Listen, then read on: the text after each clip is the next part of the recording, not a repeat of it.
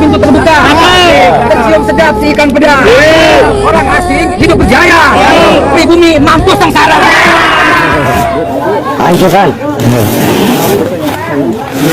Menjadikan agama sebagai dalih, kemudian mudah tersulut emosinya, kemudian mewujudkan emosi dalam tindakan yang kasar, misalkan menggeruduk. Kadrun. Jadi kadrun itu ya dari bahasa Arab, asalnya kotor, keruh. Ya iya, jamannya akdar. Jadi kadrun itu dari bahasa Arab, keruh, pikirannya keruh. Ya termasuk kita juga. Kalau sering menciptakan kekeruhan ya itu kadrun juga dari kita nih.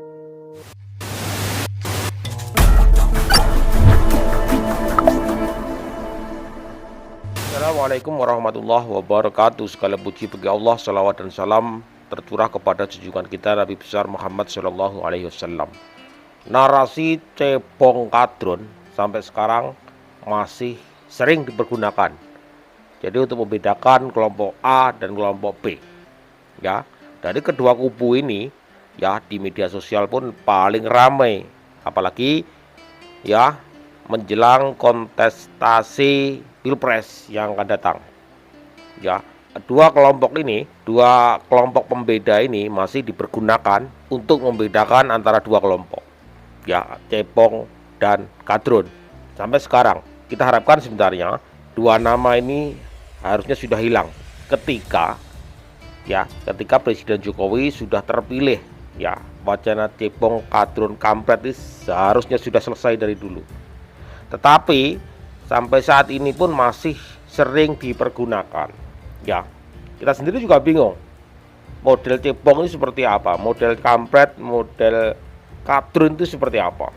Ya, saya tidak punya kapasitas untuk menjelaskan. Tetapi untuk lebih jelasnya, mari kita lihat sama-sama paparan dari Guru Gembul. Ciri-ciri kadrun itu seperti apa?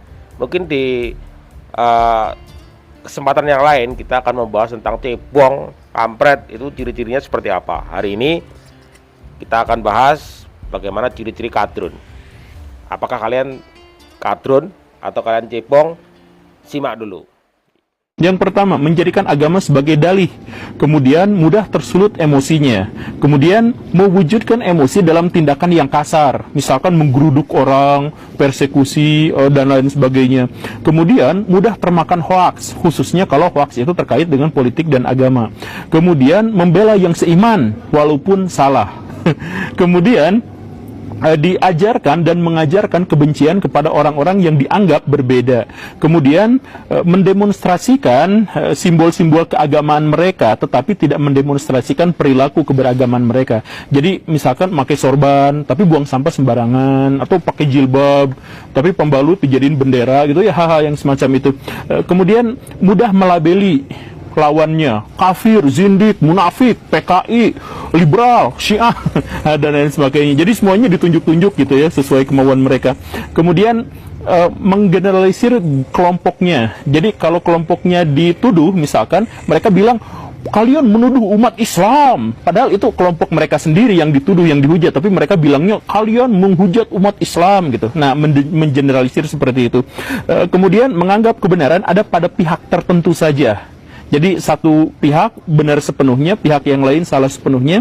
Kemudian mengabaikan kesalehan sosial, mengabaikan sains, mengabaikan teknologi, sehingga mereka cenderung untuk tertinggal di bidang itu.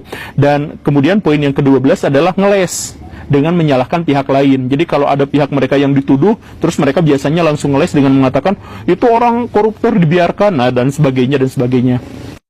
Ya, fala tastawrib,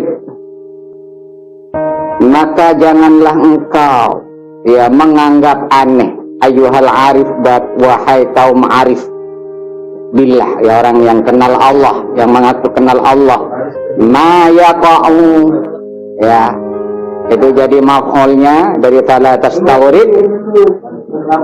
Ma yaqa'u, akan apa yaqa'u yang terjadi, ma fa'ilnya dari ma yaqa'u bika, atau maya apa yang menimpa, yang terjadi ma bika terhadapmu, auli wairika, atau terhadap selain dirimu, atau terhadap orang lain. Minal akdar, itu jadi badalnya. Minal akdar, dari beberapa kekeruhan ya. Akdar itu dari jamaknya dari akdar itu dari kadrun. Jadi kadrun itu ya dari bahasa Arab, asalnya kotor, keruh. Lah iya, jamaknya akdar. Jadi kadrun itu dari bahasa Arab, keruh, pikirannya keruh. Ya ini Modal bukan kadal. bukan bahasa Arab.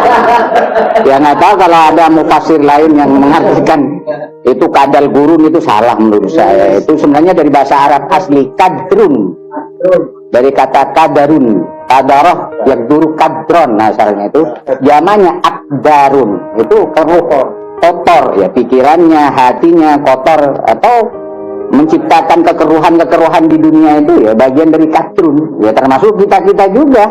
Kalau ya kita kalau sering menciptakan kekeruhan ya itu kadrun juga dari kita nih. Ya, jadi teman-teman, istilah kadrun itu ternyata juga berasal dari bahasa Arab. Ya, saya kurang bisa menjelaskan. Pak Ustadz lah yang bisa menjelaskan. Ya, mungkin kalau teman-teman sudah pernah mendengar video ini, ya sudah pernah tahu. Ya, alhamdulillah. Kalau belum tahu, kalian barusan melihatnya. Ya, kadrun itu bukan hanya sekedar kadrun, tapi memang berasal dari kata bahasa Arab yang dalam intinya ya artinya itu keruh atau kotor.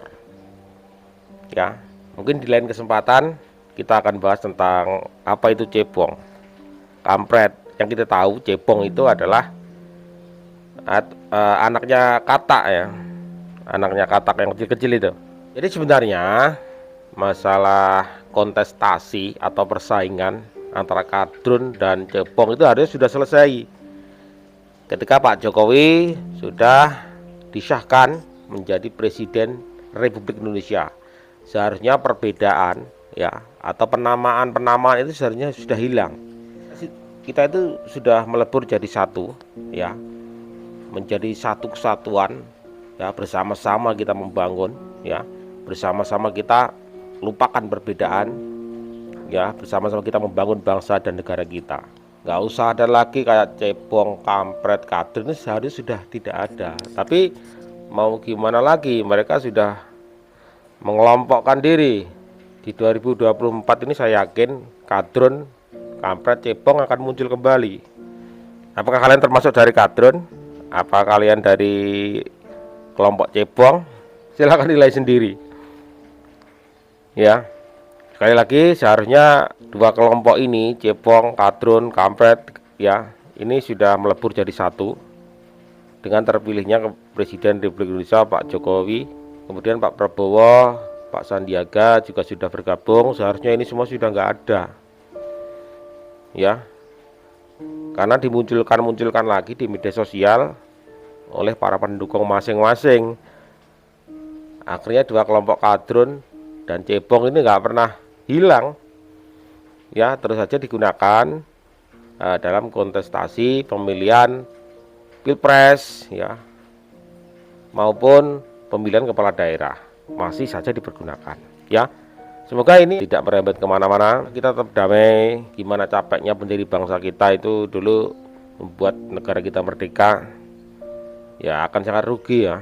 Kita sebagai penerusnya harus bentrok hanya karena perbedaan pendapat, perbedaan pilihan, jadinya kacau sampai sekarang. Sudahlah, nggak usah dipertahankan lagi cebong dan kadrun. Kita bersatu kembali seperti dulu lagi. Nggak ada di cebong, kampret, kadrun itu nggak ada. Ya, kita fokus kerja. Terima kasih teman-temanku. Terlalu panjang, mohon maaf atas segala salah kata. Wabillahi taufik wal hidayah. Wassalamualaikum warahmatullahi wabarakatuh. Salam damai.